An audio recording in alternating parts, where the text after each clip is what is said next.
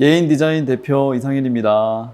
지난주에 이어서 또 이번 주에 다른 주제로 찾아뵙습니다. 오늘은 어떤 주제 할까 고민해보다가 예인 디자인에서 잘하는 게 뭐야 그러면 다른 회사들보다 좀 나은 점이 뭘까 생각해보다가 한 가지 말씀을 드리려고 영상 촬영하게 됐습니다. 제가 직장 생활을 11년을 했었어요. 회사를 3번을 옮겼었는데 여러 환경에서 일을 해봤죠. 일벌레를 써가지고 야근도 많이 하고 아침 일찍 나가고 그랬었습니다. 그리고 우연한 기회로 이제 지인이 운영하던 PC방을 제가 또 3년 정도 운영을 해봤었어요. 직접 뭐 일을 한 건 아니고 이제 아르바이트생 써서 했지만 PC방 운영도 좀 해봤었고, 그리고 또 스터디 카페 한참 유행이었었잖아요. 제가 또 2년 반 정도 또 스터디 카페 운영도 해봤습니다. 청소도 많이 하고 물건도 많이 치워보고 학생들, 손님들 민원 처리도 같이 하고 이런 경험이 좀 있어요. 카페나 식당이야 워낙 제가 먹는 것도 좋아하고 예쁜 데 많이 찾아다니니까 이제 눈여겨보기도 하고 하는데요. 직접 운영을 해본 경험으로 인테리어를 하면 시각이 다르다고 생각을 합니다. 스터디 카페 같은 경우는 뭐 소음이 너무너무 중요하잖아요. 그래서 스터디 카페를 만들 때 메인 입구와 중간에 이제 뭐 스터디 존으로 들어가는 곳에 전실이라고 해서 소음을 한번 막아주는 공간이 있으면 참 좋아요. 그런데 이제 스터디 카페를 뭐 처음 해보는 인테리어 업체나 좀 미숙한 곳 제가 중간에 이렇게 가보면 그런 요소를 미처 고려하지 못하고 복도에서 자동 문이 열리면 바로 스터디 존이에요. 아마 의도는 이랬을 것 같아요. 밖에서 지나가다 보면 너무 예쁜 거죠. 사람들이 공부하고 있는 모습이 너무 멋지잖아요. 근데 그건 커피숍 같은 공간에서는 가능한데 스터디 카페는 복도에서 누가 전화 받거나 택배 기사님 지나가면 집중력이 다 깨져서 집중할 수가 없어요. 그래서 복도에서 누가 지나가든 손님들이 왔다 갔다 하든 말든 집중할 수 있게 중간에 그 소음을 차단하는 전실이 꼭 필요합니다.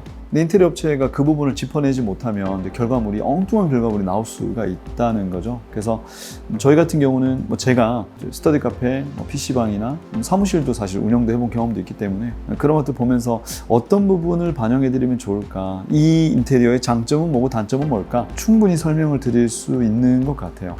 제가 이제 미팅을 해보면 간혹 이제 비용 차이 때문에 당연히 이제 우리 집 앞에 있는 동네 인테리어 업체들이 저렴하긴 저렴합니다. 생각해보면 이제 비용은 저렴하겠지만 AS 입장에서 과연 즉각적으로 좀 대응이 될까 이런 고민도 하게 되고, 그 다음에 또 경험이 어떻게 보면 좀 한정적이고 지역의 특성도 있고 또 건물의 특성 같은 것도 좀 있거든요. 또 일례가 에어컨 같은 경우 혹한 지방, 그러니까 아주 추운 곳에 들어가는 실외기가 따로 있어요. 특정 온도 밑으로 내려가면 작동이 좀 잘 안 되거나 고장이 날 수 있는 그런 환경이 있어서 그 지역에는 조금 특별한 에어컨 실외기를 써야 되는 경우도 간혹 있거든요. 근데 그런 부분들은 그런 곳과 아닌 곳을 다 경험해봐야 나중에 알게 되는데, 이제 만약에 서로가 몰랐을 때는 이제 낭패를 보는 경우들이 좀 있고요.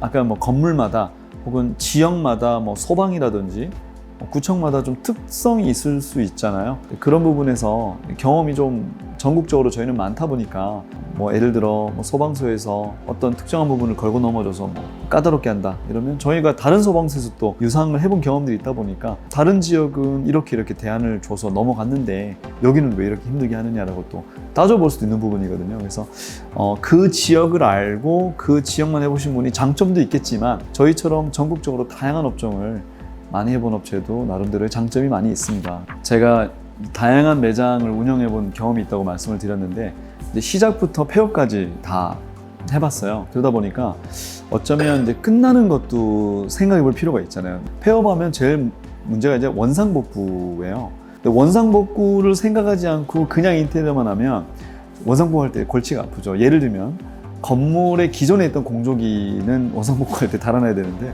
처음에 미적으로 이쁘지 않다고 이제 떼다 버리는 경우들도 있거든요. 그러면 원상복구할 때 이제 배보다 배꼽이 커지는 상당한 비용을 들여야 되는 경우도 있고, 뭐 기능적으로 차이는 없는데 살릴 수 있는 부분은 살리면 원상복구도 좀 편해지잖아요. 혹은 이왕이면 이제 확장성을 위해서 옆에 있는 호실이 비면 그쪽으로 확장할 수 있는 인테리어라든지, 그러면 처음부터 새로 하는 게 아니라 그냥 확장되는 것만큼만 한다든지 하는 경우들도 뭐 스터디 카페 같은 경우는 그런 경우 많아요. 통로를 만들어서 옆실로 확장하고.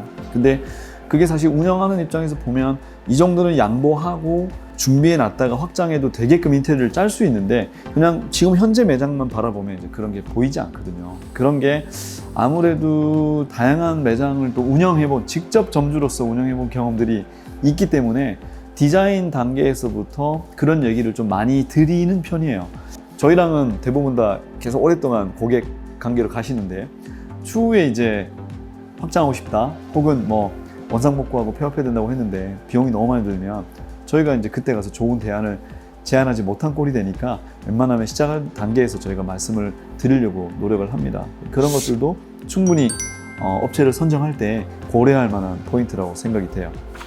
한 가지 업종만 이제 잘하는 업체들, 뭐 주거면 주거만 하는 업체도 있고 한 가지만 잘하는 업체들도 있는데 저희는 사실 이제 상업에서는 다양한 거를 진행하고 있어요. 다양한 뭐 건물 크기, 업종. 사실 요즘은 경계가 좀 허물어지는 게 사무실에도 카페 요소들이 많이 들어오고 변호사 사무실, 회계사 사무실도 또 캐주얼한 요소들도 많이 들어오게 되거든요. 그러다 보니까 다양한 경험에서 융합되면서 좋은 아이디어들이 많이 나옵니다. 그래서 저희 장점이라면 전국을 대상으로 다양한 거를 많이 해보고 그 경험을 토대로 혹시 사용상의 불편함, 동선이라든지 뭐 내구성 여러 면에서 이제 장점들을 가지고 있다고 봐요. 특정 분야 하나만 하는 것도 물론 중요하지만 다양한 경험에서 오는 새로운 걸 또 만들어내는 능력이 저희는 또 탁월하다고 봐서 그런 부분에서 고객분들이 또 많이 만족해하는 걸 느끼고 있습니다.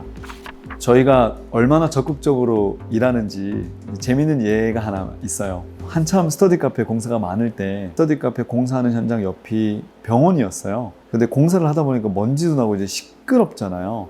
병원에 이제 원장님께서 협조를 좀 안 해주시려고 작정을 하셨나 봐요. 만남을 피하시는 거예요. 아이디어를 제가 하나 냈죠. 저희 직원한테 병원에 가서 번호표를 뽑아라 그랬어요. 그랬더니 번호표를 왜 뽑습니까? 해서 일단 뽑아. 번호표를 뽑았어요.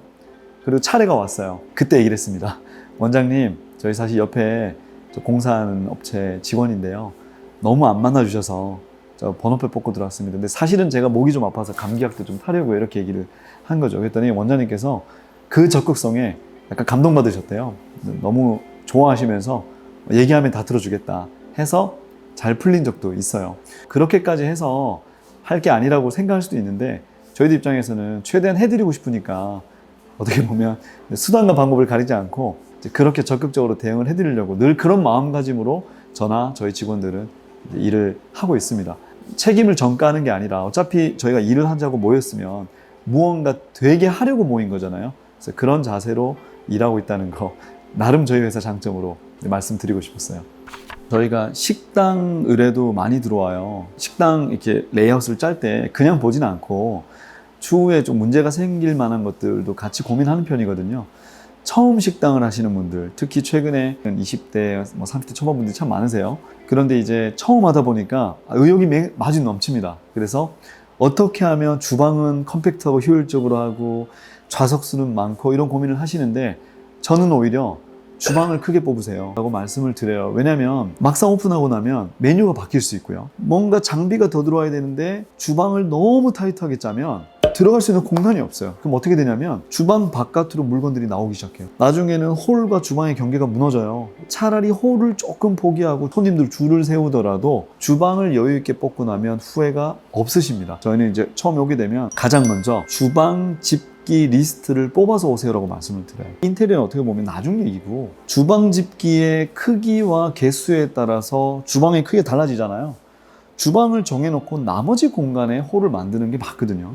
물론 인테리어가 크고 이뻐야 저희도 더 좋아요. 인테리어 비용도 올라가고. 근데 그게 중요한 게 아니라 주방 부분을 잘 레이아웃을 짜시고 그런 다음에 홀은 다음으로 생각하자라고 말씀을 드리니까 저희랑 상담하실 때 만약에 식당이나 카페든 생각을 하신다면 나에게 필요한 주방 집기를 리스트를 뽑으시고 거기에 한두 개 정도는 더 들어갈 수 있는 여유를 두신 다음에 그렇게 레이아웃을 짜고 시작하시면 착오가 없고 또 후회 없는 인테리어가 될 것 같습니다.